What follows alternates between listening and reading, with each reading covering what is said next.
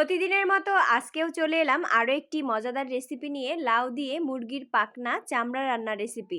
এই রেসিপিটা কিন্তু খুবই মজার খেতে, আর এইভাবে রান্না করলে কিন্তু সবচেয়ে বেশি মজা হয়। তো ভিডিওটি না টেনে সম্পূর্ণ দেখবেন, আশা করি ভালো লাগবে। আসসালামু আলাইকুম, কেমন আছেন সবাই? আশা করি সবাই ভালো আছেন। তো যারা ইউটিউব চ্যানেল থেকে দেখছেন অবশ্যই সাবস্ক্রাইব করে দিবেন, আর যারা পেজ থেকে দেখছেন তারা অবশ্যই ফলো করে দিবেন। তো প্রথমে আমি চুলায় একটি প্যান বসিয়ে এর ভেতরে পরিমাণ মতো তেল দিয়ে দিলাম পেঁয়াজ কুচি আর কাঁচামরিচ ফালি।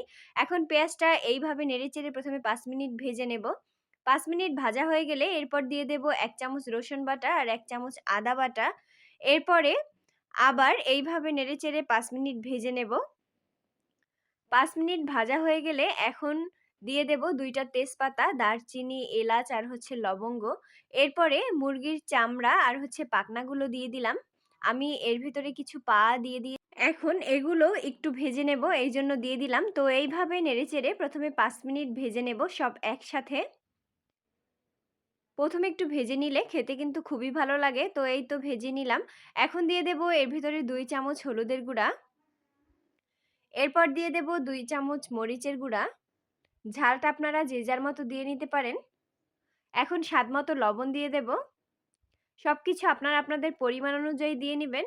এখন এইভাবে নেড়েচেড়ে একটা ঢাকনা দিয়ে ঢেকে প্রথমে ১৫ মিনিট কষিয়ে নেব। এগুলো যত বেশি কষাবেন তত কিন্তু খেতে বেশি ভালো লাগবে। তো এই তো ঢাকনাটা দিয়ে দিলাম।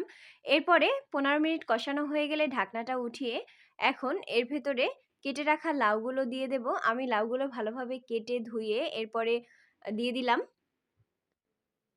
এখন এইভাবে নেড়েচেড়ে আবার একটা ঢাকনা দিয়ে ঢেকে ২০ মিনিট একসাথে কষিয়ে নেব।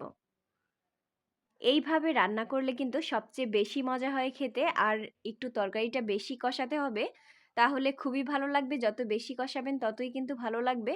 তো এরপরে এই তো ঢাকনাটা দিয়ে দিলাম। এখন ২০ মিনিট কষানো হয়ে গেলে ঢাকনাটা উঠিয়ে এখন এর ভেতরে পরিমাণ মতো পানি দিয়ে দেব। এই রেসিপিটা ফলো করে অবশ্যই কিন্তু বাসায় একবার হলেও রান্না করে খেয়ে দেখবেন, খুবই ভালো লাগবে। তো পরিমাণ মতো পানি দিয়ে আবার ঢাকনা দিয়ে ঢেকে ২০ মিনিট জাল করে নেব। তো ২০ মিনিট জাল করা হয়ে গেলে ঢাকনাটা উঠিয়ে এখন এর ভেতরে জিরার গুঁড়ো দিয়ে দেব, ভাজা জিরার গুঁড়ো। এরপরে আবার ৫ মিনিট একটু এইভাবে নেড়েচেড়ে নেব। তো ৫ মিনিট নেড়েচেড়ে নিলেই হয়ে যাবে লাউ দিয়ে মুরগির পাখনা চামড়া রেসিপি। এই রেসিপিটা কিন্তু আমার খুবই পছন্দের। আপনাদের এই রেসিপিটা কার কার পছন্দের অবশ্যই কিন্তু কমেন্টে জানাবেন। তো আজকে আমার ভিডিওটা কেমন লাগলো সবাই কিন্তু অবশ্যই বলবেন, আর ভিডিওটি ভালো লাগলে লাইক, কমেন্ট, শেয়ার দিয়ে পাশে থাকবেন। তো সবাই ভালো থাকবেন, সুস্থ থাকবেন। আল্লাহ হাফেজ।